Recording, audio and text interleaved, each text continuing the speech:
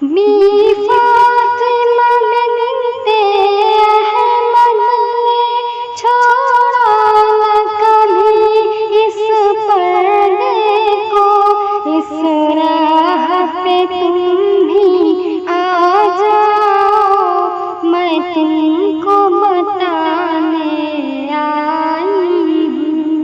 ऐ बहनों पर्दा लाज़िम है, ये तुमको बताने आई हूँ। ये हुक्म इलाही कायम है, मैं तुमको जगाने आई हूँ। इक़बाल करो तुम हमदम का, हक़ बात बताने आई हूँ।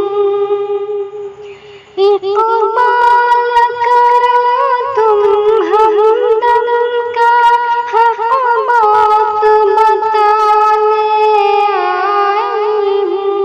तालीम कुरान व सुन्नत की मैं तुमको पढ़ाने आई हूँ। तालीम कुरान व सुन्नत की मैं तुमको पढ़ाने आई हूँ। ऐ बहनों